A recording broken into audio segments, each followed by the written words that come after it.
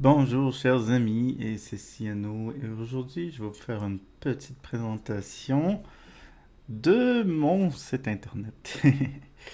Sensiblement, pendant plusieurs années, j'ai accumulé des tonnes et des tonnes de marque-pages, de bookmarks en bon français, sur plein de choses. Éventuellement, je voulais indirectement le partager de façon un peu comme faire une espèce de hub. Évidemment, vous allez remarquer mon site est que en anglais pour l'instant. J'ai essayé de réfléchir pour voir si c'était possible de faire le même principe en français. C'est juste un peu plus compliqué. C'est pas impossible, c'est juste qu'il y aura beaucoup moins d'informations. Parce que veux pas, l'Internet est à 99% en anglais. Et tout est un peu indirectement fait pour. Mais, veux pas, certaines des informations qui sont sur mon site en ce moment même sont accessibles avec une version française surtout sur les plus gros sites que je vais passer rapidement à travers dans certaines catégories qui sont un petit peu plus étoffées. Donc, sensiblement, je vous fais un petit survol de mon site et c'est tout simplement un rassemblement de liens. En gros, des marque-pages que vous allez pouvoir vous-même rajouter à vos marque-pages ou tout simplement accéder à à mon site et accéder à ces marque-pages de plusieurs formes. Évidemment, comme je disais, il y a des sections un petit peu plus costaudes parce que c'est des sections que j'ai eu plus d'informations, que j'ai accumulé plus d'informations. Mais tout simplement, évidemment, j'ai utilisé un petit peu d'AI pour m'aider sur certains sujets que je connaissais peut-être un peu moins ou de la façon de peut-être les catégoriser. Et il y en a que j'ai un petit peu peut-être volé de l'information d'un autre site qui faisait un peu le même principe. Je vais vous en parler un peu plus loin. Donc, sensiblement, quand vous arrivez sur ma page, vous avez tout simplement absolument rien, à part l'encadré de présentation de tout simplement ce qu'est mon site. Et à la gauche, vous avez toutes les catégories que j'ai fait des liens. Donc, vous avez tout ce qui est bancaire, principalement en ligne, tout ce qui est jeux de société, tout ce qui peut être lié à des livres ou des comics ou des bandes dessinées, pas des bandes dessinées, mais des PDF ou des trucs comme ça, des trucs à lire, quoi. Ensuite, tout ce qui peut être orienté avec le stockage dans le stockage nuagique, si on veut le dire en français. Ensuite, tout ce qui peut être restauration ou faire de la nourriture à la maison. Ensuite, tout ce qui peut être lié à l'apprentissage personnel ou à l'école, la télévision et les films, la musique, les outils, comme moi j'appelle en ligne. Je vais vous expliquer ça, mais qu'on y arrive. Les autres sites un peu qui pourraient ressembler. Ensuite, les médias sociaux. Et une de mes plus grosses catégories, la catégorie voyage. Ensuite, j'ai fait une catégorie voyage et autres choses. Ensuite, la catégorie un peu bon, incatégorisable dans un sens. Jeux vidéo, le travail, et ma deuxième plus grosse, je crois, c'est que j'ai un petit peu volé notre site. C'est les side hustles ou tout simplement les travails à côté ou qui pourraient devenir là, des travails temps plein. Donc je fais un survol rapide, comme je dis. Évidemment, il n'y a pas toute l'information qui vient de moi. Il y a certaines informations que j'ai trouvées soit en cherchant sur Google, parce que j'en connaissais pas beaucoup, ou j'ai demandé à une IA pour m'aider.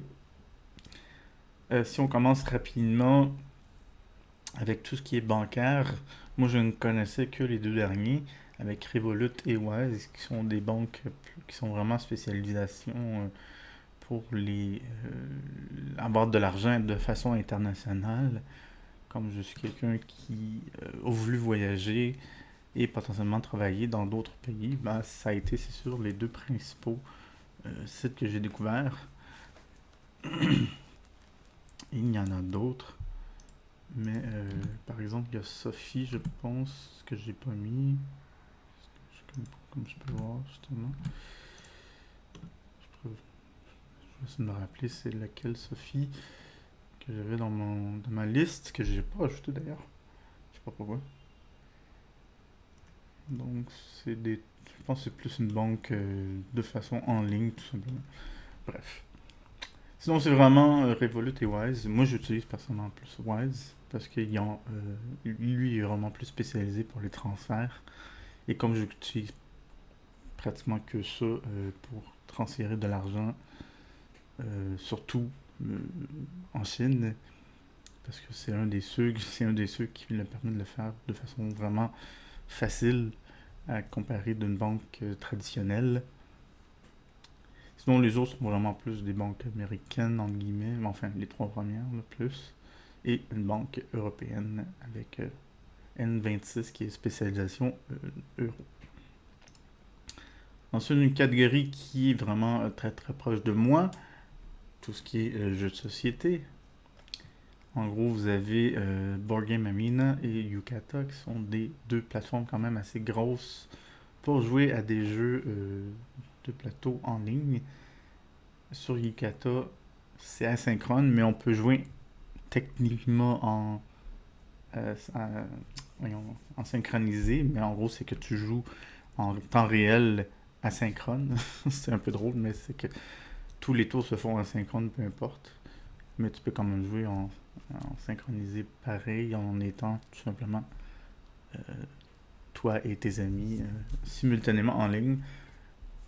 Et sinon, Board Game Arena peut faire les deux. Lui a une façon vraiment de jouer en temps réel. Et sinon, ben, c'est Board Game Geek, qui est l'équivalent du Wikipédia, mais purement pour la référence ultime, mais vraiment, en termes de jeux de société.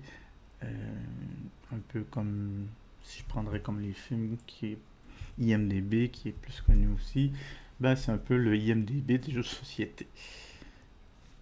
Sinon, on va passer rapidement, section des plus livres. Certains de... Il peut y avoir certains des sites qui sont considérés, je pense, dans une zone grise de légalité. Évidemment, vérifier de votre côté là, si c'est légal ou non d'utiliser ce site-là euh, dans votre situation. Moi, je n'ai pas fait ces recherches. Je sais qu'au Canada, c'est une zone grise pour certains de ces sites. J'ai pas tout cherché parce que c'est pas évident de trouver vraiment. Mais sinon, je dirais principalement pour la catégorie, surtout des archives de livres. Euh, pour certains pays, ça peut être zone grise. Je sais pas. J'ai pas trouvé pour le Canada. Enfin, j'ai trouvé un spécifiquement qui était zone grise. Mais sinon, c'est des archives. Souvent, c'est des concepts d'archives, des concepts de trouver des livres digitales, enfin, qui sont gratuits. Bref. Donc, c'est vraiment de trouver, avec par exemple Ocean of PDF, qui est vraiment de trouver toutes sortes de PDF. D'ailleurs, je suis pas mal sûr que j'ai fait un changement récemment dans cette liste que je ne vois pas, mais c'est pas grave. Donc, on continue avec storage nuagique. Ça, je me suis pas cassé vraiment la tête. En gros, je l'ai marqué justement dans le haut de cette page. Il y a beaucoup trop de sites qui font ces services-là. J'ai mis deux principaux en dehors vraiment des grosses marques avec Google et Microsoft qui sont quand même deux très gros connus puis que dès que tu as un compte Microsoft, tu as un OneDrive automatiquement. Et même chose avec Google Drive, c'est le même principe. Sinon, c'est vraiment, j'ai mis les deux autres qui sont vraiment peut-être les plus connus, avec Dropbox et Mega, qui était originalement Mega Upload, qui a beaucoup changé depuis. Sinon, j'en ai mis quelques-uns des petits. J'ai choisi plus ou moins au hasard, mais il y en a des milliers. C'est très compliqué de vraiment trouver des bons parce qu'ils font tous un peu le même service. Donc, c'est dur de dire lequel est le meilleur. Ça dépend de ce que vous voulez en faire. Puis moi, je dirais, je pense en termes de quantité, prix et tout le kit, je pense que c'est Mega qui a le meilleur taux, si je me trompe pas. Évidemment, ça dépend là. Avec Microsoft, ça dépend beaucoup. Parce que si vous avez déjà une formule où vous payez par exemple Microsoft Office et autres produits, ben ça peut être beaucoup plus intéressant. Même principe avec Google, si vous payez, je pense, YouTube ou autres trucs du genre. Bref. Euh, donc, c'est ça. Donc, c'est vraiment. C'est une petite catégorie parce que, bon, comme je dis, c'est plus compliqué. Sinon, allons-y pour le côté de la bouffe rapidement. Euh, pour le côté bouffe, je me suis pas cassé la tête. J'ai mis vraiment les gros sites. Comme beaucoup de catégories là-dedans, j'ai vu vraiment les principaux sites parce que je pouvais pas mettre des sites qui sont trop spécifiques à des régions. J'en ai mis quand même quelques-uns. Par exemple, Uber. Uber, ben, c'est purement en Amérique du Nord et c'est de la livraison. J'ai mis aucun, d'ailleurs, j'en ai mis aucun service de livraison, à part peut-être un en Amérique du Sud, là. Enfin, qui est une espèce de livraison. Mais je n'ai pas mis les Uber, les Lyft, toutes les ceux qu'il y a au Canada aussi, là, que je ne me souviens plus des noms. Mais sinon, j'ai vu vraiment, comme par exemple avec TripAdvisor et Yelp, qui sont quand même les deux gros sites de référencement, qui sont pas juste pour la bouffe, mais Yelp qui est vraiment un site de façon générale pour tout ce qui est critique de toutes sortes, de commerce confondu. J'ai mis Yelp là-dedans. TripAdvisor est un peu le même principe. Sinon, il y a la section sur Atlas Obscura. Il y a une section gastronomie. Je vous explique un peu plus loin c'est quoi Atlas. Et sinon, j'ai mis quand même un qui était orienté végétarien et vegan.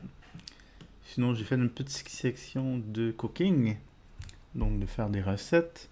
J'en ai mis quelques-unes. J'ai mis les plus gros, des connus, comme par exemple avec le Food Network, qui est plus connu peut-être aux États, avec des recettes faites par exemple, Gordon Ramsay, des choses comme ça. Mais sinon, c'est vraiment des trucs comme cuisiner avec ce qu'on a dans le frigidaire. Même chose avec le Supercook, ou d'avoir des tutoriels, des vidéos de comment faire des choses, ou des trucs un petit peu plus avancés avec, par exemple, euh, King Arthur Baking, qui est vraiment plus pour faire un petit peu plus gros trucs. Et sinon, j'ai mis un peu à la part ici, là, ça s'appelle Eat With. C'est d'aller manger chez quelqu'un. Sinon, j'ai mis, comme je disais, une section avec qui sont spécifiques à certains pays. J'en avais accumulé quelques-uns plus pour l'Asie. J'ai demandé à l'IA de m'aider pour en trouver d'autres d'autres pays que je connaissais pas. Donc, le premier s'appelle Bon Appétit, non, quasiment. C'est une application que j'ai connue depuis que je suis ici en Chine, principalement. C'est fait par un Australien, si je me trompe pas, que lui il est tout simplement pas un influenceur, mais quelqu'un qui va tester des restaurants, il se fait payer pour et il met, euh, il met les informations sur son application. Et la grosse majorité de ces informations sont des régions en Chine. C'est pas toute la Chine, là, mais ce sont des régions en Chine. Il y a quelques autres villes très spécifiques. Tokyo, Madrid, je pense qu'il y a même une autre, je me souviens plus là. Je pense qu'il y en a comme 4 ou 5 autres villes vraiment, et pas pays. euh, comme par exemple ceux que j'ai nommés avec Tokyo et Madrid. Sinon, il y a évidemment, il y en a beaucoup. J'en ai mis une qui sont en chinois, en mandarin. Ici, j'ai mis Dianping, c'est une parmi tant d'autres. Je les connais pas du tout.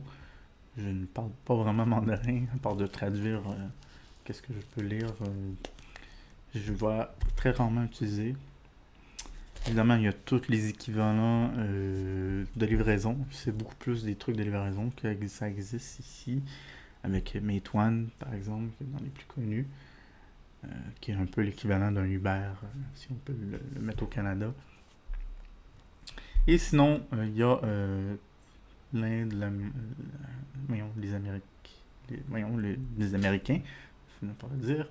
Un des ceux que moi j'avais avec Go-Navi pour le Japon. Et sinon, il y a Rappi, comme je disais, qui est un espèce de mélange, mais qui est en espagnol pour l'Amérique du Sud principalement. Et Tebochek, qui est un autre que je connaissais pour le Japon. Et j'ai été curieux de découvrir que ça s'appelle la fourchette originalement, qui était principalement pour la France et l'Espagne et l'Italie, je pense, mais qui s'est maintenant beaucoup plus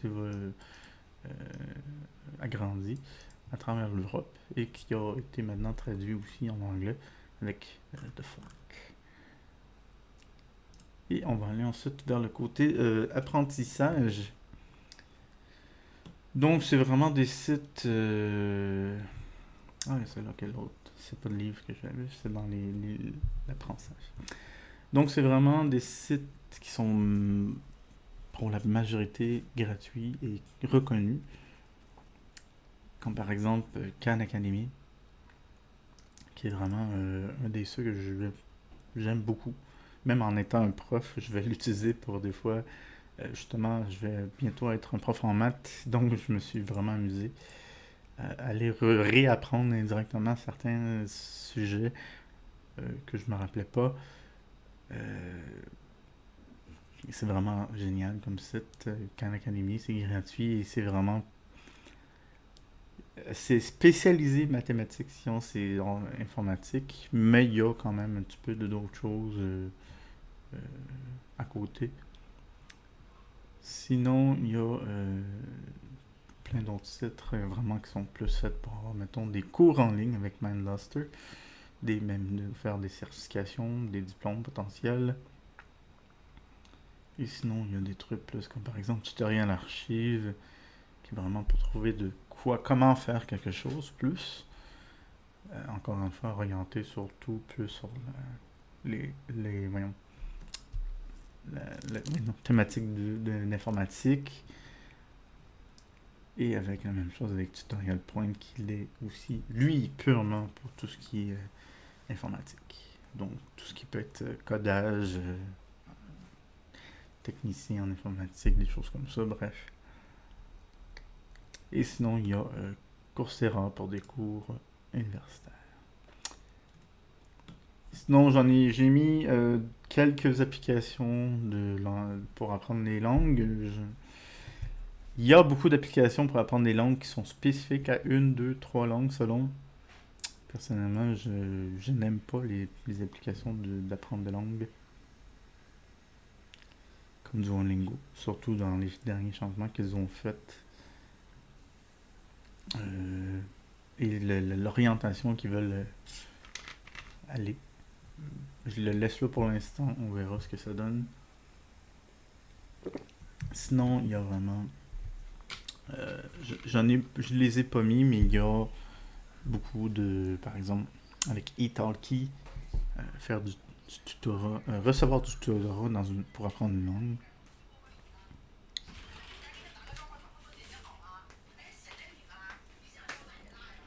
Donc ça. Et sinon, il y a vraiment plus HelloTalk et Tandem qui sont des applications pour rencontrer des gens dans tous les pays du monde et potentiellement partager euh, une langue ou plusieurs.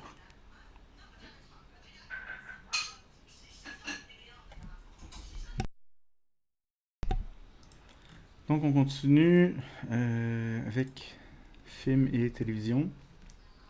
C'est sûr que j'ai mis les principaux, surtout dans la section streaming. Il y a Arte pour tout ce qui est européen, qui est quand même très connu. Et sinon, il y a vraiment les autres plus. Pour la majorité, c'est quand même des gros sites connus. Pas nécessairement tous, mais la majorité. Par exemple, Asian Crush, qui est peut-être moins connu, mais pour tout ce qui est vraiment. Il y a beaucoup de films asiatiques qui ont une spécialisation. Crave, qui est tout simplement un network canadien qui englobe plein d'autres trucs. Là. Je ne sais pas s'il est accessible. Je sais qu'il est accessible au Canada, ça c'est sûr. Je ne sais pas s'il est accessible par exemple en Europe. Désolé. Sinon, dans les plus connus pour tout ce qui est anime et dessin animé, Crunchyroll. Ensuite, Disney, évidemment.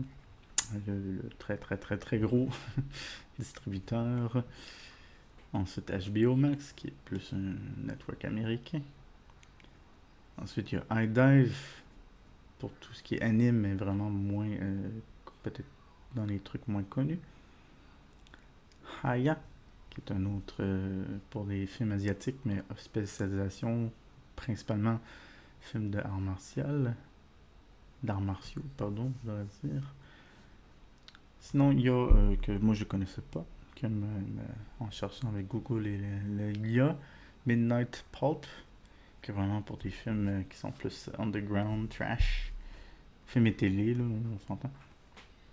C'est Netflix, évidemment, une des plus grosses plateformes connues aujourd'hui avec leur propre studio.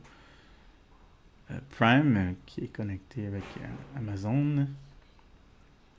Un autre que je connaissais pas vraiment, Retro Crush, qui est pour écouter des vieux animes des années 70 à 90. Shudder, spécialisation films d'horreur et thriller. Topic, avec des films internationaux de thriller et de drama. Et oui, même YouTube, même sur YouTube, il y a une section où on peut regarder des films et en acheter même. Je le conseille pas personnellement, mais faites ce que vous voulez. Sinon, c'est d'autres sites qui sont plus comme par exemple des références pour avoir par exemple IMDb, que personnellement c'est la référence pour tout ce qui est film, séries télé en base de données. Enter TV, qui est pour avoir la télévision internationale. Just Watch, si on recherche où on peut regarder quelque chose sur l'une des nombreuses plateformes comme Prime ou Netflix et autres. MovieDB, qui est un autre, tout simplement un peu comme IMDb, mais un compétiteur. Sinon, j'ai mis quand même le NFB, ou le ONF en français, l'Office national du film, qui est une organisation canadienne qui offre des documentaires, des courts-métrages, des films d'animation gratuits. Il y en a quand même une centaine environ, je pense. Ensuite, Plex, qui est vraiment plus c'est un mélange. C'est pour faire une base de données de sa collection. C'est pour regarder des films, regarder la télé, des choses comme ça. C'est vraiment un mélange.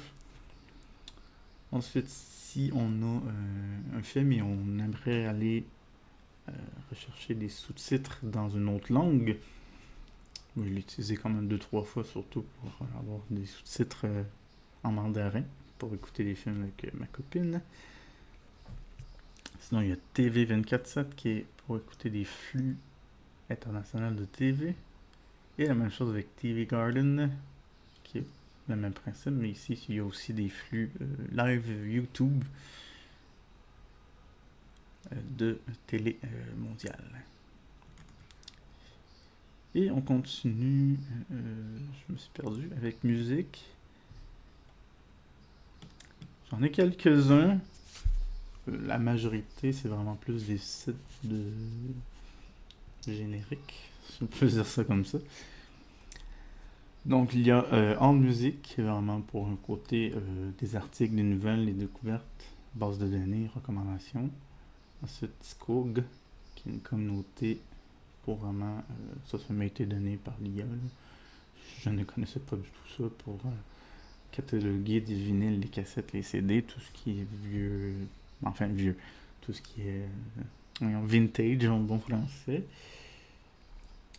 Sinon, Every Noise, qui est un projet, je ne sais plus le terme exact, mais ça s'appelle la recherche en bulle.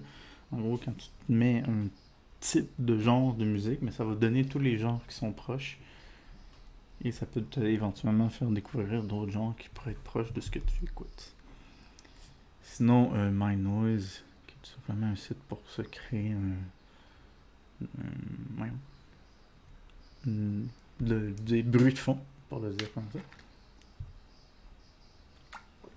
Music Brain, rapidement. Internet Radio, pour écouter la radio Internet à travers le monde. Radio Garden, pour écouter la radio tout court à travers le monde. Ensuite, il y a Radio Shuffle, que c'est un des ceux que j'utilise le plus personnellement. Ça te permet de faire un random sur ce que tu écoutes. En gros, c'est un random de Radio Garden, quasiment. En gros, ça fait un random sur une radio qui existe. Soit Internet ou normal. Sinon, j'en ai mis un qui était plus du côté que j'ai écouté pendant longtemps. Qui est tout simplement une radio Internet avec que des musiques de jeux vidéo. Sinon, une espèce de média social. Donc, avec une communauté pour des reviews, des tops, des listes.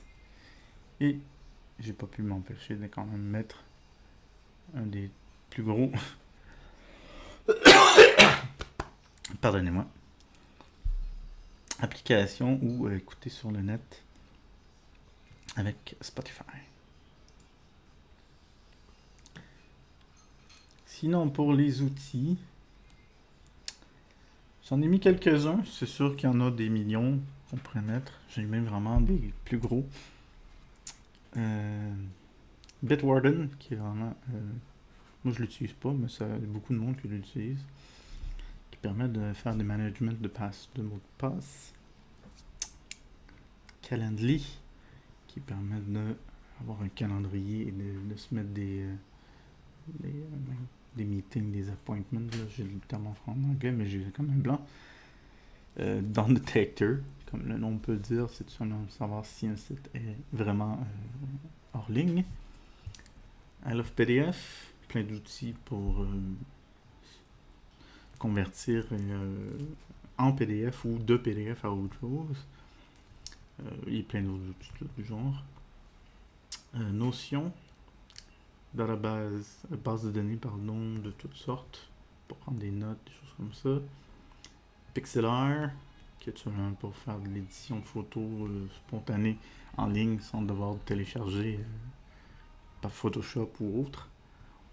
Remove Background, je trouve que c'est un site qui aujourd'hui n'a plus vraiment son utilité.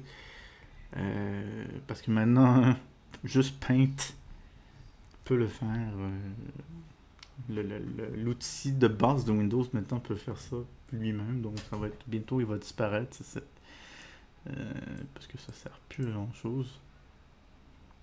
Parce que maintenant c'est des trucs qui sont intégrés à des outils de base de Windows.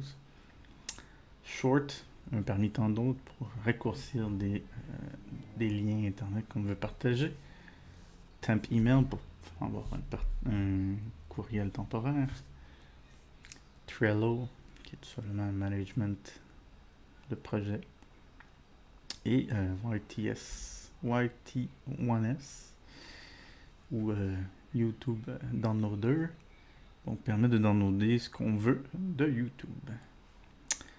Faites attention, c'est très zone grise de downloader des choses qui proviennent de YouTube.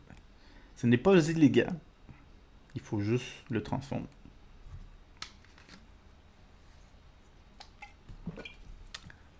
Donc voilà. Je montre rapidement, j'en ai pas des tonnes. Il y a un de mes préférés que j'ai utilisé, enfin, que je n'utilise plus vraiment aujourd'hui parce que j'ai pas mal déjà tout en note. Free Media Acquis. Encore une fois, faites attention, très zone grise, ce site qui référence tout ce qui peut être aussi même de torrent de téléchargement potentiellement illégal, des choses comme ça. D-Index, qui est pour le côté anime, manga et livres. Et ben, je n'ai pas pu m'empêcher quand même de le mettre pour le côté l'industrie adulte. Donc, si on veut trouver quelque chose de spécifique dans l'industrie adulte, il y a celui-là que je vais pas nommer. Sinon, pour les sessions médias sociaux, pardon, il n'y a rien de vraiment spécial. Peut-être qu'il y en a là-dedans que vous ne connaissez pas parce qu'ils sont peut-être moins connus si vous êtes au Canada ou en Amérique ou en Europe. Sinon, évidemment, j'ai mis vraiment les plus gros, les plus connus. Discord, qui est un peu le nouveau MIRC, je dirais, aujourd'hui, qui a des serveurs où tu vas vraiment avoir une thématique de discussion ou peu importe. Donc, tu peux vraiment créer ton propre channel, un peu comme dans MIRC. Pour moi, c'est un peu littéralement l'évolution d'un MIRC aujourd'hui. Même principe, à quelques exceptions près. Là. Facebook, très connu. Instagram, encore une fois. Line, peut-être moins connu, mais qui est beaucoup utilisé du côté asiatique. C'est littéralement l'équivalent là, du WhatsApp du côté asiatique. Quand on regarde, les icônes sont exactement les mêmes. Là. Je pense que ça a été créé directement par toutes les mêmes gens. Sinon, Meetup, qui fonctionne beaucoup plus pour les grosses villes, trouver des événements sociaux, vraiment. Ça, malheureusement, ça marche pas très bien dans les plus petites villes. Et parce que souvent, c'est parce que c'est payant et c'est quand même assez cher pour créer des groupes si on veut faire des événements sociaux. Snapchat, VK, qui est aussi peut-être doit être très très très peu connu, beaucoup plus connu, je pense, en Russie. Parce que Facebook est banni, donc les autres ont fait une alternative à Facebook, littéralement. WhatsApp, très connu en Amérique. Pour l'Europe, je dois avouer, je ne sais pas. Je ne suis pas européen et je n'ai pas de contact vraiment européen, donc je ne pourrais pas dire. J'ai quand même pas pu m'empêcher de mettre le WeChat équivalent en Chine. WeChat. Ou WeChine, comme on dit. Donc, très très très spécifique et très très orienté que pour la Chine. Évidemment, ça t'empêche pas de rajouter des gens de toutes sortes, mais c'est vraiment en Chine, c'est tout le monde a ça, littéralement. Mais je pense que ça doit être très dur de trouver quelqu'un qui n'utilise pas WeChat sur son téléphone. Et ensuite, formellement, Twitter, X, pour tout ce qui est plus trucs et cours. Et on continue dans une de mes plus grandes catégories, le voyage. Donc vraiment, j'ai mis beaucoup plus d'informations dans cette section. Par exemple, au début, j'ai fait de l'explication de chaque catégorie qui vont être pour la multi-usage. Donc vraiment, il va y avoir la catégorie de l'accommodation, pardon. Donc tout ce qui est hôtel, hostel, hôtel de jeunesse, là, hostel, appartement ou des trucs comme ça. Ou simplement des locations pour vacances qui sont tous dans la même catégorie. Ensuite, il y a les catégories événements, l'événementiel, que ce soit des concerts, des trucs de théâtre, des films au cinéma. Donc vraiment les trucs qui sont très périodiques ou très spontanés ou qui ont une durée très limitée dans le temps parce que ça va être des choses qui vont arriver vraiment pendant un certain temps et après ça ne se peut plus dans un sens. Ensuite, les attractions, tout ce qui fait vraiment la grosse majorité du temps avec un prix d'entrée, que ce soit les parcs d'attractions, les aquariums, les musées, les tours voyons, que tu montes dans une tour puis que tu regardes la ville, là, souvent. Les musées, les zoos, et plein d'autres locations généralement qui sont très touristiques. Ensuite, choses à faire, qui est un peu des attractions, mais qui ne sont pas nécessairement reliées à un endroit en particulier, qui vont être plus par exemple soit un quartier ou vraiment le meilleur exemple, un spa, ça peut être juste un endroit à aller, mais ce n'est pas une chose à faire. Si je dis onsen au Japon, ben là vraiment ça va tomber dans la catégorie chose à faire, à comparer de juste un spa générique qui va être peut-être juste quelque chose à voir, mais qui ne sera pas nécessairement things to do, une chose à faire.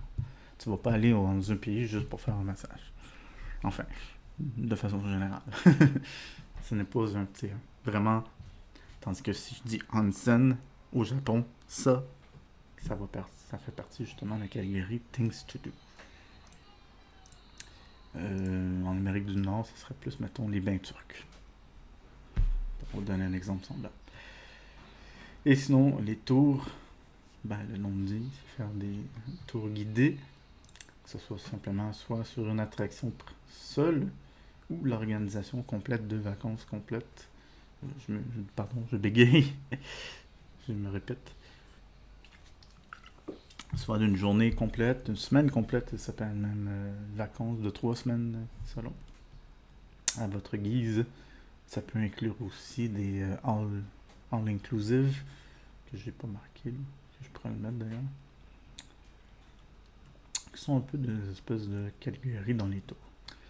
Donc voilà. Sinon, il y a dans la section voyage, j'ai séparé en plusieurs catégories. Il y a multi-usages, qui sont des sites vraiment qui englobent, qui sont des hubs indirectement à eux-mêmes.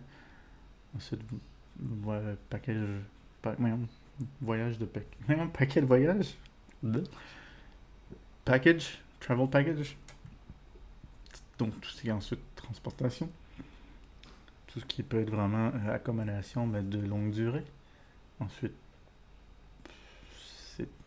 c'est une catégorie quand même très petite, mais tout ce qui peut être SIM card, mais électronique, avec tout maintenant tous les téléphones depuis 2021, si je ne me trompe pas, ont accès à avoir une SIM card électronique, et donc tu peux tout simplement activer ensuite des trucs qui sont plus spécifiques à certains pays, autres, et ça c'est tout simplement l'autre catégorie qui s'appelle de voyager et autre chose.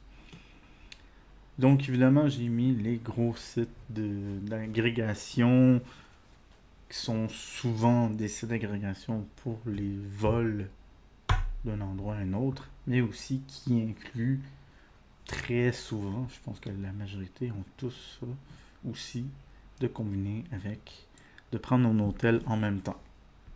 Ça, je pense que tous les sites sans exception sont comme ça, qui permettent de prendre un vol et ensuite peut-être avoir une mini ristourne sur prendre aussi un hôtel en même temps. Donc tous ces sites-là font ça, sans exception. Sinon, c'est vraiment pour les autres catégories qui sont expliquées comme en haut, avec la catégorie Event, attraction.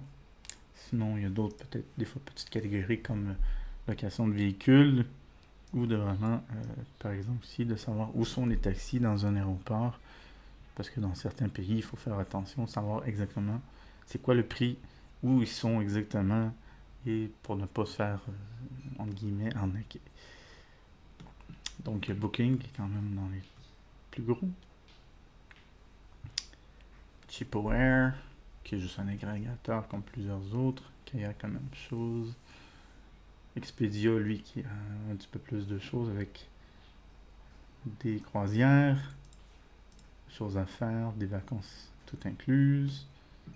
Klook, que je trouvais intéressant comme site que j'ai découvert, qui a un peu de tout, qui a aussi un agrégateur comme tous les autres, là, mais qui a aussi des autres choses à côté, comme vraiment découvrir des attractions et les choses à faire dans un pays donné ou une ville donnée. Momondo est un agrégateur, Skyscanner est un agrégateur, un des personnellement des meilleurs, je trouve, Skyscanner. Ensuite, un des meilleurs, entre guillemets, agrégateurs, c'est Trip. Trip est vraiment génial pour tout. Et je dirais quasiment ne pas aller dans la section eSims, puis aller dans la section SimsCard de Trip. C'est généralement le meilleur prix en rapport à ça. Et Trip a vraiment tout, ou presque. Peut-être moins les Things to Do, parce que lui est vraiment orienté sur tout ce qui peut être plus attraction. Parce que les Things to Do sont plus, par exemple, justement avec TripAdvisor, c'est des trucs un petit peu plus communautaires, tandis que Trips n'a pas de section communautaire. Même principe que Booking. À comparer de justement TripAdvisor. Sinon, les agences, c'est quasiment des agences de voyage jusqu'à un certain point. Personnellement, j'en connais aucune. J'en avais personnellement quelques-unes là-dedans, mais j'ai jamais vraiment utilisé ça. J'ai fait une fois un voyage organisé, vraiment, je veux pas le dire comme ça, mais c'était pas loin dans les pires expériences que j'ai pu avoir parce que je trouvais ça aberrant. Si vous avez écouté mon autre chaîne de vlog, vous comprenez ce que je veux dire. Ensuite, transportation, ça c'est vraiment si on cherche des trucs plus spécifiques, surtout les trains peut-être en Europe. J'en ai mis deux. Si on cherche des bus en deux villes, des bus plus voyageurs, là, évidemment. Pas des bus de. Pas les bus, par exemple, de ville municipale. Parce que ça c'était juste impossible de mettre là, dans ces catégories. J'en connais pratiquement aucun. Je connaissais Ren Ninja, mais Ren Ninja n'est pas un bon agrégateur. C'est juste pour les références, personnellement. Ensuite, tout ce qui peut être rester dans un pays de longue durée, c'est sûr que c'est généralement des trucs qui sont plus orientés de vouloir rester plus que 2 semaines. Vraiment rien ne vous empêche de prendre un hôtel pendant un mois, là. C'est sûr que. Sauf que généralement, ça va être peut-être un petit peu moins cher selon évidemment lesquels que vous prenez là-dedans. Comme Airbnb, qui est un espèce de entre-deux. Rien ne vous empêche de prendre un Airbnb pour 2-3 jours versus de prendre un Airbnb pour un mois. Il y a aussi une section dans Airbnb que les personnes offrent aussi des expériences construites à la main et des services personnalisés selon. Évidemment, ça dépend beaucoup de où, là, pour ces deux autres choses-là. Sinon, il y a Blue Ground, qui est vraiment en spécialisation pour des appartements fournis. Donc, permettre de littéralement plus vivre à un endroit. Ensuite, Couchsurfing, c'est pas une organisation, mais une communauté vraiment orientée sur je vais aller dormir sur ton sofa chez toi. C'est littéralement le terme de Couchsurfing. Donc, sensiblement, c'est des gens qui offrent soit des petits endroits pour dormir une journée ou 2 journées, mais qui offrent un côté vraiment plus communautaire, bref. Sinon, il y a Cozy Cozy, qui sont vraiment plus des locations de vacances, qui sont aussi quand même un peu comme Airbnb, des maisons, qui sont louées. Fairbnb, qui sont plus orientés à avoir des coopératives comme endroit. Green Pearl, que je connaissais pas, qui a toutes sortes de mélanges. Home Exchange, qui est vraiment plus poussé, là, c'est littéralement d'échanger sa maison avec quelqu'un. Moi, j'aurais peur, personnellement, mais bon.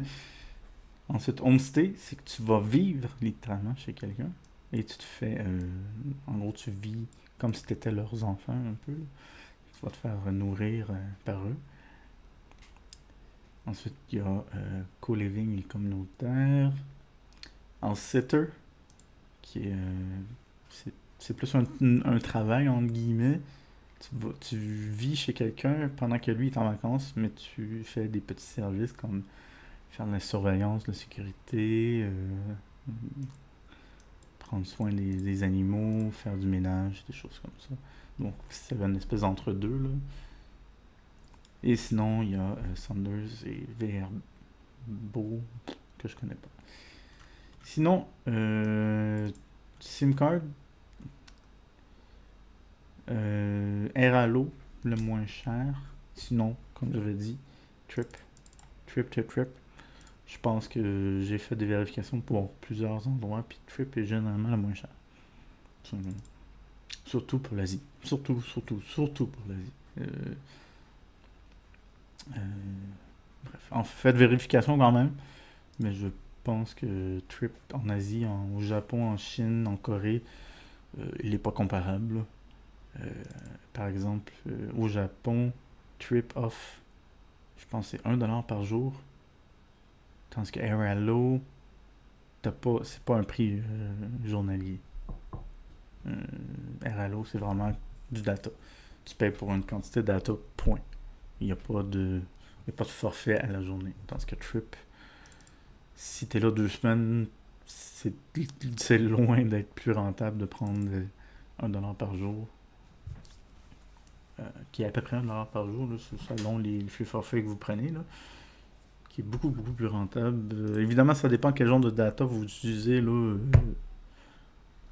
mais même moi, qui n'est pas quelqu'un qui utilise du data, j'ai été au Japon 2 semaines, ça m'a coûté 25$ canadiens à peu près. C'est quand même pas une grosse différence. Là. J'aurais fait une petite économie si j'avais su et connu Trip avant. Mais bon, c'est pas plus grave que ça. On continue. Là, ici, je vais passer assez rapidement parce que j'ai vraiment que mis les sites de tourisme officiels de plein de pays. Là, ici, c'est tout simplement l'IA qui m'a donné ça. J'en connaissais un, le Japon. C'est tout. Les autres, bon, indirectement, je connaissais celui du Canada, mais je voyage pas au Canada, donc c'est tout simplement les offices de tourisme de chacun de ces pays-là. L'Australie, le Brésil, la Bretagne, le Canada, la Chine, Dubaï, France, l'Allemagne, le Mexique, le Maroc, l'Inde, l'Italie, de ceux que je connaissais, le Japon, la Corée, la Nouvelle-Zélande, l'Afrique du Sud, l'Espagne, la Thaïlande, les Américains et le Vietnam. Et sinon, une application que j'ai déjà parlé, ou un site que j'ai déjà parlé, dans le côté bouffe, qui revient dans la section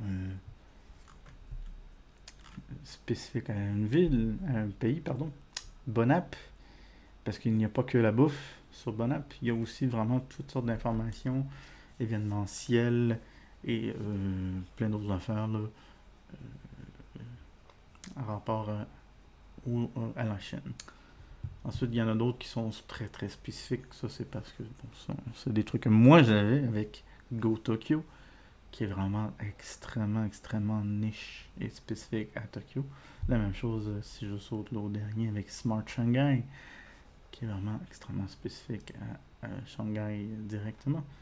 Et sinon, 2 guides plus japonais avec Japan Experience et Japan Guide, qui sont là plus orientés Japon en général. J'en avais pas vraiment beaucoup d'autres. J'aurais pu en mettre d'autres pour d'autres pays, comme l'Europe. J'en connaissais pas. D'ailleurs, ça me fait penser. Ça peut être utile, et justement, aller dans la section Contactez-moi, Contact Us, que je vais montrer là plus tard. Là, donc, on avait terminé. On termine, avec la section Autres. Un de mes préférés que j'ai découvert, je me suis fait faire découvrir ça par un ami qui est une voyageuse un peu en herbe. Atlas Obscura. Vraiment petit site extrêmement génial, je trouve. Ça te permet d'explorer des attractions, des choses à faire qui sont vraiment souvent plus obscures, qui sont peut-être moins connues des sites génériques si tu vas à Paris, ça va te donner évidemment le musée du Louvre, la Tour Eiffel, l'Arc de Triomphe, des trucs comme ça. Tandis que dans Atlas Obscura, ça va peut-être te dire hey, va dans cet endroit-là, tu vas voir, il y a un restaurant un peu spécial. Enfin, comme par exemple à Tokyo, il y en a un que j'ai vu, c'est restaurant de thématique vampire.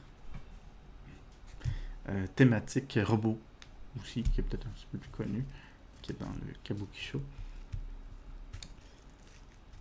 Dans le quartier Kabukicho, pardon. Mais vraiment, je le trouve vraiment cute et magnifique. Sinon, Get Your Guides, qui est de vraiment booker n'importe quoi. C'est un site d'influenceurs. Personnellement, moi, je ferais attention. J'ai rien contre le concept d'influence, mais j'ai toujours un peu de la misère, moralement parlant. Là. Vous pouvez toujours le garder en référence. Moi, c'est ça que je fais. Je le regarde en référence. Je l'utilise pas pour acheter quoi que ce soit. Mais bon, à vous de voir. Là, c'est un choix personnel. Là.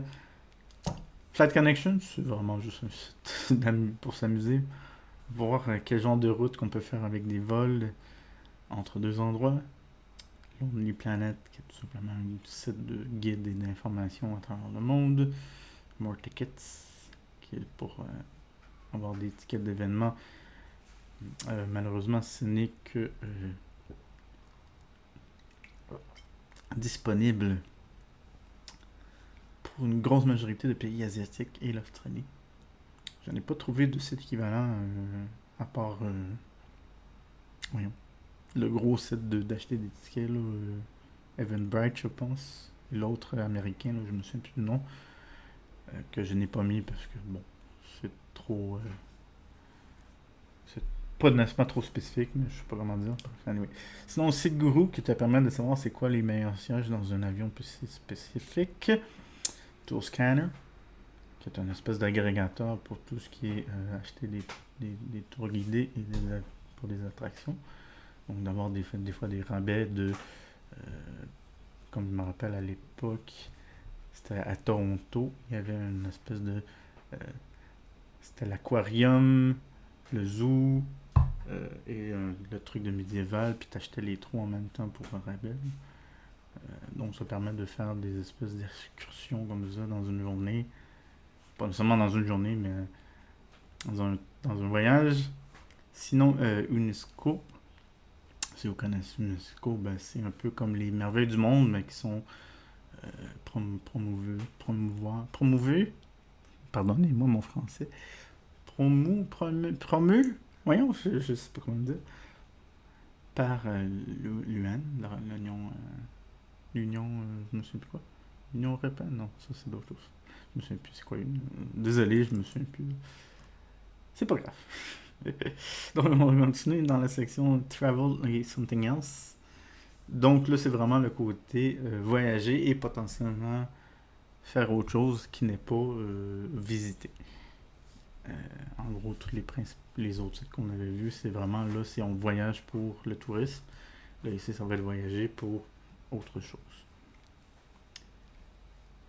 Donc, il y a AIESEC pour aller faire le prof, trouver du volontariat, trouver des internships. L'Erasmus Plus, qui est très, très, très, très connu en Europe, que moi, je n'ai pas connu, mais que j'ai entendu parler. Expat, qui est tout simplement un médias sociaux dans un sens. Go Abroad, donc c'est permet d'avoir des services de tout genre à travers le monde. Go Overseas, qui est un peu la même chose, mais qui englobe aussi un peu de vraiment d'aller chercher dans tous les sphères ou presque. Gogo, que j'ai utilisé personnellement pour le Japon. Très, très grosse agence qui te permet de faire ton visa ton visa étudiant, on va finir par le dire, et d'aller voyager dans le pays. Ils ont environ 5 ou 6 pays, je ne me trompe pas. Le Japon, la Corée, l'Espagne, l'Italie et la France, si je ne me trompe pas. De toute façon, allez voir sur Google World, qui est le générique. Moi, j'ai utilisé Google Nihon, qui était la version pour le Japon. Je les suggère. Je pense qu'ils ont rien. Tout est gratuit parce qu'ils marchent par référencement. En gros, s'ils te référencent, par exemple, moi, quand je me suis fait référencer mon appartement, ben, ils ont reçu une cote au fait qu'ils m'ont référencé à leur endroit. Donc, en gros, eux autres, ils se font payer comme ça, majoritairement, là, par le référencement. De te référer à un endroit, ils se font payer par la place que tu vas. Sinon, c'est vraiment des trucs plus pour les internships. Travailler dans des compagnies X, Y, Z pour commencer à quelque part. Sur Internation pour ces médias sociaux un petit peu plus. Sinon, des trucs pour travailler à distance avec Nomads et Remote Work. Donc, Nomads est plus orienté de tous les petits trucs pour devenir un digital nomade qu'ils appellent, de travailler à distance. Study abroad, aller étudier dans une autre université, tout simplement. Teach away, aller faire le prof dans d'autres pays. Worldpacker, faire du volontariat. Et Workaway, qui sont vraiment d'autres services de travailler dans les firmes, des choses comme ça.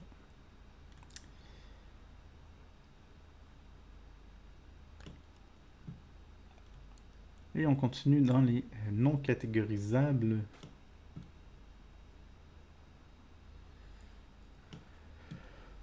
Cette catégorie est très très petite.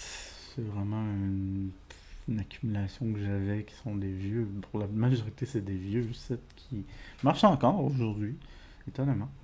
D'où les deux, surtout les deux que j'ai mis haut dans le guillemets, pas en guillemets, mais en parenthèse, avec le board bouton et le useless web. C'est des sites que j'avais dans mes choses depuis au moins 15 ans, je pense. J'exagère presque pas, là. C'est des sites qui sont quand même très très très très vieux. Donc c'est vraiment un rassemblement de sites qui est difficile à mettre dans une catégorie en particulier, comme par exemple le board bouton, que tout simplement tu appuies sur un bouton, ça donne un site interactif aléatoire, que des fois il y a quasiment un 30% qui ne marche plus de sites. Des sites au hasard qui te donnent. Sinon, Deepsea, qui est plus un site d'information, de voyager à travers les profondeurs de l'océan. Silk, qui est pour faire tout simplement des patterns en miroir de dessin. This person does not exist. C'est un site que j'avais découvert il y a très très très longtemps. C'est une photo de quelqu'un qui n'existe pas. À chaque fois que vous appuyez sur le site, ça vous donne une photo de quelqu'un qui n'existe pas. Et non, ce n'est pas de l'IA. C'est vraiment une photo de quelqu'un qui n'existe pas. Je pense, j'imagine qu'il y a un petit peu d'IA en arrière, mais cette site, comme je dis, il doit dater d'au moins 15 ans, si c'est pas plus. Useless Web, un peu le même principe que Board Bouton, ça te donne un site aléatoire qui est un peu random, vraiment random. Je peux pas dire mieux, là. Et Windows Swap, site qui permet de regarder des caméras à travers le monde, sensiblement. Il y en a plein d'autres sites comme ça, là. Je suis milieu parti. Bref. Sinon, allons vers les jeux de vidéo. Assez petite, malgré tout. Même si je suis personnellement un gros joueur, il n'y a pas des millions de sites pour les jeux vidéo en soi, en dehors de... Pour les nouvelles, des choses comme ça, il y en a plein, mais dans les catégories principales, il n'y en a pas des tonnes. Donc la première et la plus grosse, enfin pas la plus grosse, mais la plus simple et rapide, c'est les plus gros sites que j'ai... D'ailleurs, je viens de voir, j'ai oublié GOG, mon dieu. Bon, je vais me mettre ça en net. J'ai pas mis GOG, mais bon, détail. Donc Epic Games, une plateforme sur PC pour acheter des jeux. Fanatical, qui est un de mes préférés, qui est vraiment un expert dans les jeux en bundle. Et d'acheter des clés random. Ça c'est plus... personnellement, moi je n'achète pas des clés random. J'aime pas le concept. Sinon, un des sites plus d'agrégateurs de rabais, toute plateforme confondue, même si je suis purement un PC, là, vous pouvez l'utiliser. GG.deals. Le même principe avec A Dozen Deals, qui est purement pour les jeux PC. Je l'utilisais avant. Je l'utilise plus. Je trouve que le GG est meilleur. Sinon, Humble Bundle.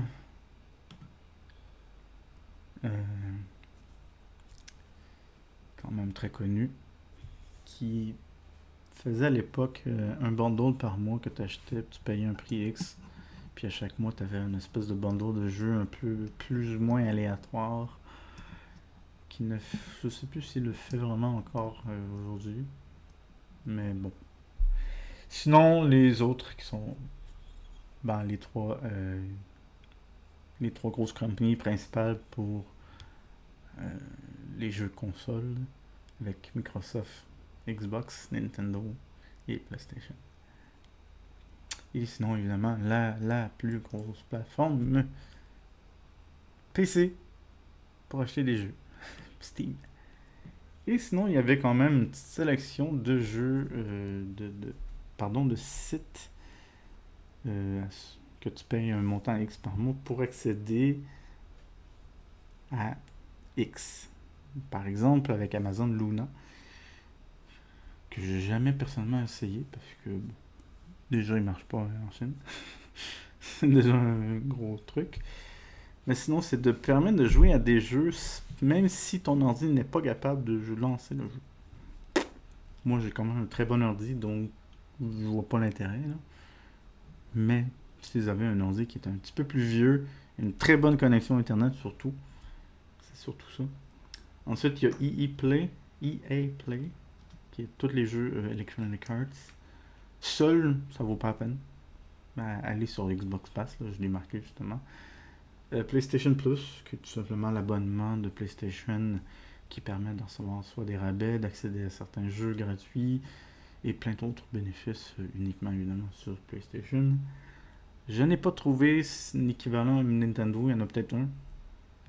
Ubisoft Plus, qui est un peu le même principe, mais pour tout ce qui est sur la plateforme Ubisoft. Et sinon, peut-être le meilleur, entre guillemets, l'Xbox Pass, autant sur Xbox que sur ordi. Et la version sur, je pense, le bundle le plus cher sur Xbox inclut EA Play. Sur PC, je pense que le bundle même le moins cher inclut le EA Play. Donc c'est pour ça que je dis de EA Play tout seul ne vaut pas la peine. Aussi bien d'aller de payer tant entre guillemets le Xbox Pass. Sinon, c'est certains sites plus d'informations. J'ai vraiment mis les plus gros parce que sinon je finirais pas. Des sites d'information, il y en a des millions. N'importe qui en guillemets peut s'en faire un. J'ai vu vraiment les plus connus, les plus gros enfin. De ceux que moi je considérais qui étaient les plus intéressants. Donc il y en a quelques-uns là-dedans qui sont plus vraiment informatifs, génériques. Par exemple, Can You Run It?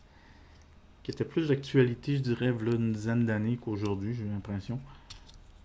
De savoir si ton ordinateur était capable de lancer un jeu. Aujourd'hui, j'ai l'impression que c'est moins d'actualité.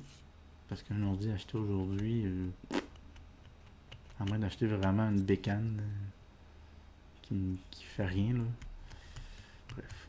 Co-Optimus, c'est vraiment magnifique, ce petit site. C'est un agrégateur de tous les jeux qui peuvent se jouer en coop de plusieurs façons. Que ce soit un coop sur le même divan, que ce soit un coop en ligne, que ce soit un coop avec le Steam, je me souviens plus le terme là, mais ça te permet de jouer sur Steam en stream justement. Bref. Sinon, GameFAQ que j'utilisais énormément plus à l'époque parce qu'il inclut aussi tous les trucs de triche comme par exemple dans StarCraft 1 que tu t'appelles Power Overwhelming. Sur ton clavier, ça te donnait invulnérabilité à toutes tes unités. Des choses comme ça. Aujourd'hui, c'est vraiment plus un site pour des walkthroughs qu'ils appellent. Là. Savoir comment se diriger. Quoi faire dans un jeu. Game Pressure, que j'utilise pas vraiment. J'ai utilisé un certain temps. Je l'utilise plus vraiment beaucoup aujourd'hui. C'est vraiment un site plus de référencement des reviews, des guides, des dates de lancement. Ensuite, un autre site vraiment très spécifique, Alone to Beat, savoir combien de temps ça prend pour terminer un jeu.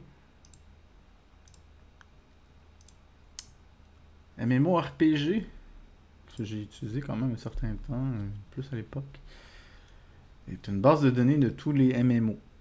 Même si le site s'appelle MMORPG, là, ce n'est pas que les MMORPG. Je pense qu'aujourd'hui, bon, l'information est là. Je pense que ce n'est plus d'actualité autant. C'était beaucoup plus populaire il y a une quinzaine d'années, je dirais, là, surtout avec la sortie de WoW, Star Wars et plein d'autres.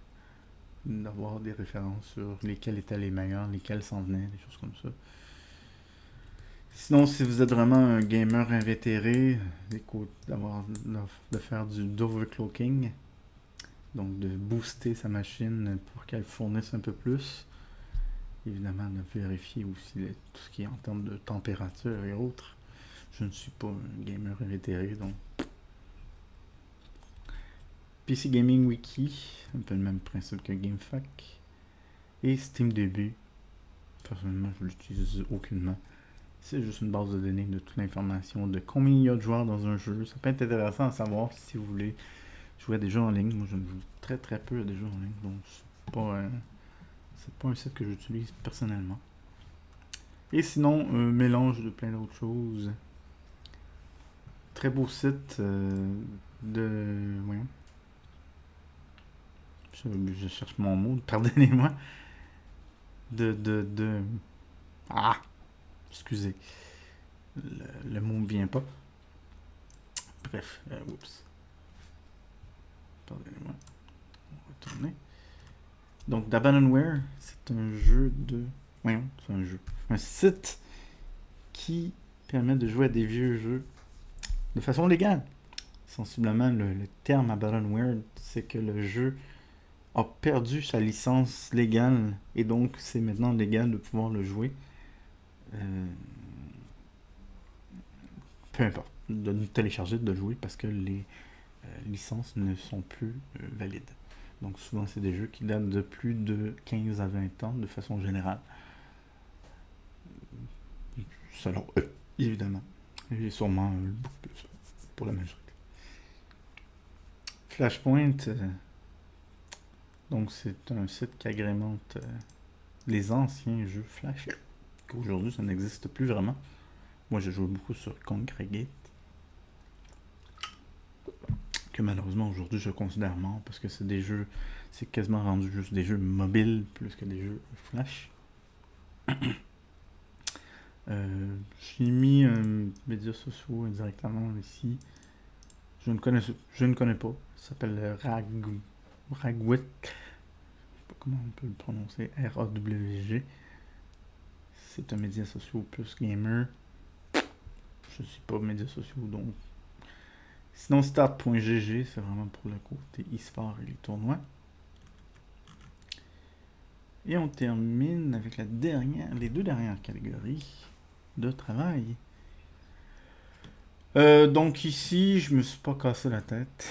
J'ai vraiment mis les gros, qui sont presque mondiales pour certains d'entre eux, comme Indeed ou LinkedIn. J'ai remis Remote pour trouver de la job à distance. Sinon, c'est vraiment les gros sites de recherche d'emploi. Il n'y a rien de... Personnellement, je ne les connais pas plus que ça. J'ai utilisé un petit peu Indeed à Montréal, mais sans plus. Bon, ça c'est à vous de voir. Il y a Upwork pour le côté des freelance. Si vous êtes plus un freelancer. Sinon, évidemment, il y a le côté Side Hustles. Je vais vous avouer un petit quelque chose. Toute l'information qu'il y a, tous les liens qui sont de sur cette page, je les ai indirectement pris d'un autre site. Et j'ai enlevé tout simplement les référencements. En gros, c'est un site que j'ai appris par un YouTuber, j'imagine. Ça s'appelle Side Hustle Stack, si je ne me trompe pas. J'essaie de me rappeler. Je pense que c'est là. Ouais, Side Hustle Stack. mais chaque lien avait la référence de la personne de Side Hustle. Donc, si tu voulais t'abonner, ben, tu donnais indirectement de l'argent au Side Hustle. Pas, tu donnais lui, il se faisait payer par le site. Moi, tout ce que j'ai fait, j'ai repris les mêmes sites, je les ai catégorisés, un peu comme lui a fait, et j'ai enlevé la référence. En gros, à la place par exemple, je prends n'importe quel, là, Skillshare, ben lui, il mettait skillshare.com/ref side hustle. Donc, tous ces sites étaient référencés avec lui. Moi, je les ai juste enlevés, tout simplement. Il y en avait que je connaissais, j'ai directement volé son. euh, bon, voler, c'est une façon de parler, c'est juste de l'information. Donc, il y a 4 catégories, en gros, que j'ai pris de ces catégories que lui a fait. Un petit détail de que le mot work n'est pas en gras à comparer du reste. Donc, 4 catégories qui s'appellent le coaching, tout ce qui peut être apprendre quelque chose à quelqu'un, coacher quelqu'un. Ensuite, le côté créatif, vraiment de créer quelque chose de ses propres mains. Gig work, c'est trouver peut-être un truc spontané, un travail temps partiel, vraiment le côté, voyons, ce truc plus pas temporaire, mais ça peut devenir une full job là d'ailleurs. Et ensuite tout ce qui peut être host, donc partager sa maison, louer quelque chose, comme j'ai marqué en anglais. Et sinon marchand, qui est vraiment de vendre des choses. Donc, comme j'ai marqué, malgré qu'on appelle ça des side hustles, généralement, c'est des emplois qu'on va avoir à côté d'un emploi principal, toutes ces choses-là peuvent devenir un emploi principal. Ça, évidemment, il n'y a aucune restriction par rapport à ça. Là. Donc, voilà. Sinon, on va y aller rapidement parce que la plupart, je ne les connais aucunement de tout ça. J'ai juste gardé le set en note parce que je le trouve intéressant. Donc, on va passer, comme je dis, assez rapidement. Donc, Athlete Untapped, c'est devenir un coach privé pour des athlètes généralement professionnels. ePause et Metafy, qui sont le même principe, c'est d'être un gamer professionnel et d'apprendre aux autres de devenir meilleurs. Par exemple, être meilleur à League of Legends, un exemple. Curated, devenir un acheteur professionnel pour les autres. En gros, savoir comment négocier. Il y a beaucoup, par exemple, acheter des voitures, acheter des maisons, des choses comme ça. Des trucs qui sont beaucoup plus poussés. Et surtout si tu veux trouver quelque chose qui est vraiment niche. Donc, je cherche telle voiture de telle année. Donc, il peut y avoir quelqu'un qui va te le trouver. Art School, que j'aurais pu mettre dans le travail normal, là, mais travailler, être prof en ligne, Skillshare, c'est vraiment un agrégateur de partage de talent. Donc, si tu as un talent quelconque, tu veux le partager, ça peut être dans tout. C'est vraiment dans tout. Là. Il y a pas de. Il y a vraiment tous les catégories presque possibles et imaginables. Playbook, devenir prof, enfin, instructeur de fitness, là, devenir en forme. Preply, faire du tuteur en ligne. VIP Kid, professeur en ligne. Sinon, pour les trucs de créateurs, on va passer assez rapidement, là, parce que j'en ai quand même beaucoup. Donc, 99 Design pour vendre des designs. Anchor, monétiser un podcast. Aspire, être influenceur. Collab, c'est être influenceur exactement aussi. Ecto, vendre des pubs. Medium, c'est faire des blogs, des histoires. Patreon, qui est vraiment peut-être un plus générique. C'est faire quelque chose et utiliser Patreon pour recevoir de l'argent. En gros, c'est comme, mettons, si je serais en gros, c'est un Skillshare. Je fais des trucs de talent, je les vends et je demande à des gens de me donner un montant X par mois. Pickle, ça permet dans sa communauté, dans sa ville, de faire des petites tâches, d'aller chercher genre l'épicerie de quelqu'un. Questo, de faire des espèces de jeux réels dans ta ville, dans ton quartier. Quick Place, des côtés plus artistiques. Donc, chanter, danser, des trucs comme ça. Songwriting, purement plus pour chanter. Store Tasker, freelance et du e-commerce. Substack, donc publier des choses. Super Peer, qui est monétiser ta personnalité en streamant. Un peu le même principe que Twitch, quasiment. Tales, faire des livres ou des jeux ou des audiobooks. Trend, marketing d'influence. Twitch et whatnot qui sont se streamer en ligne. Sinon, des travails soit spontanés ou qui peuvent être littéralement dedans. Donc, 1v1 qu'on peut additionner dans des jeux, jeux vidéo. Fiverr, un peu comme Skillshare, c'est littéralement de vendre quelque chose. C'est un peu semblable. Mais là, c'est vraiment de plus de vendre. Mettons, je t'écris une histoire 10 minutes, tu me paies 5$. Des trucs c'est Dumplings, qui est vraiment plus orienté de aller chercher de l'épicerie pour quelqu'un. Andy, comme le nom peut l'inspirer, ben c'est tout ce qui est manuel. Donc, d'aider les gens à construire leur fourniture, construire des fournitures ou de les nettoyer. Là. Quand on dit nettoyer, c'est genre enlever la peinture là, et remettre une peinture, là, par exemple. Dans Love, bon, ça c'est tourne la pelouse. Lyft, Uber, les deux un peu le même principe. Il y en a plein d'autres, j'ai mis les principaux. Papa, devenir ami de personnes âgées. Quick, trouver des shifts rapides dans l'industrie de restaurant, principalement, ou de bar, restaurant et bar. Rev, un parmi tant d'autres, il y en a plusieurs de ce style, de retranscrire quelque chose qui est dans une vidéo, de faire des sous-titres, des choses comme ça. Rover, t'occuper d'animal, les marcher, les entraîner.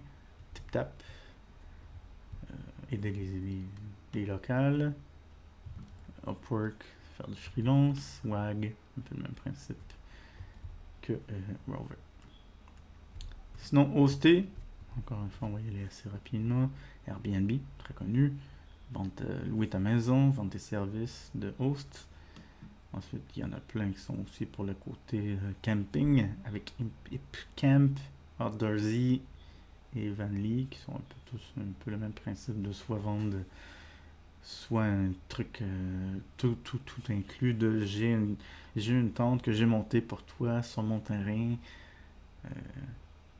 de camping, ou peu importe, là, ou de vendre mon véhicule récréatif, louer mon véhicule récréatif ou ma van de campement, ou peu importe, là. Sont tous un peu le même principe. Sinon, il y en a deux qui sont plus... pardon, je dis deux, mais il y en a un. De louer des espaces libres, que ce soit des stationnements, des garages, des cabanons, des endroits de storage, d'entreposage plutôt. Et il y a VenQ, qui est une espèce de mélange de vraiment faire des expériences extérieures, genre camping en survie, whatever, ça peut être plein de choses. Et sinon, la dernière catégorie, avec Kurt Merchant, vendre des choses, donc vendre du linge pour la plupart. Sinon, par exemple, si c'est de vendre du linge de seconde main, Etsy qui est de vendre vraiment des trucs que toi, tu as crafté à la main. Ça peut être des dessins aussi, là, ça peut aller dans le côté artistique un peu aussi, malgré tout. C'est pas obligé d'être des choses faites à la main. Bon, on s'entend que dessiner, c'est fait à la main, là, mais je pense que vous voyez ce que je veux dire. Eventbrite que j'ai mis ici, vendre des événements. Plus ou moins vrai, là. Grail, vendre des vêtements.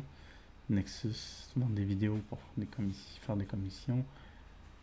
C'est plus des trucs de pub, j'ai l'impression. Je l'ai pas vérifié. Et Poshmark pour vendre des trucs vraiment inutilisés, que ce soit des vêtements, des bijoux et autres. Et on va terminer avec la section me contacter.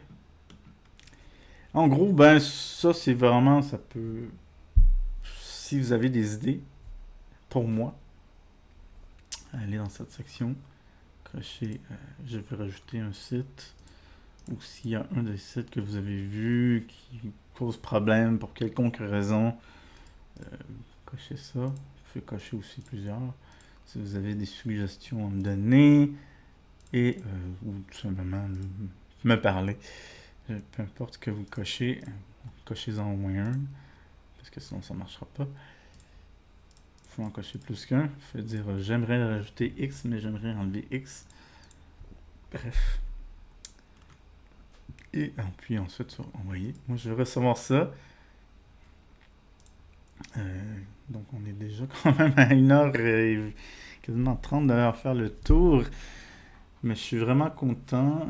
C'est sûr qu'encore, le site n'est pas à 100% prêt, si on peut dire ça comme ça. Il y a peut-être encore quelques petits ajustements à faire, mais je voulais quand même vous le présenter. D'ailleurs, je n'ai pas dit l'adresse, mais de toute façon, il va y avoir l'adresse dans la description de vidéo que je vais mettre là, ici. Oui, je n'ai pas payé pour le site, là. Je trouvais pas que ça avait l'intérêt. Donc, c'est WeWit que j'ai appelé mon site. Donc, WeWit. En gros, que j'ai nommé comme ça pour... je ne sais plus quelle raison. Bref. En ce moment, je trouvais ça cute. C'est le terme aller, oui. Et le terme wit, qui est en anglais, là, on s'entend. Parce que je ne veux pas, j'ai mis le nom plus anglophone, qui veut dire genre sagesse. En gros, c'est connaissance, sagesse. Et donc, oui, je trouvais que ça faisait cute pour surtout le côté voyage, là. Être plus intelligent sur les choses qu'on va trouver. En tous les cas, ça va être dans la description pour l'adresse. Je vous remercie, les amis, de m'avoir écouté. Et je vous dis bonne soirée.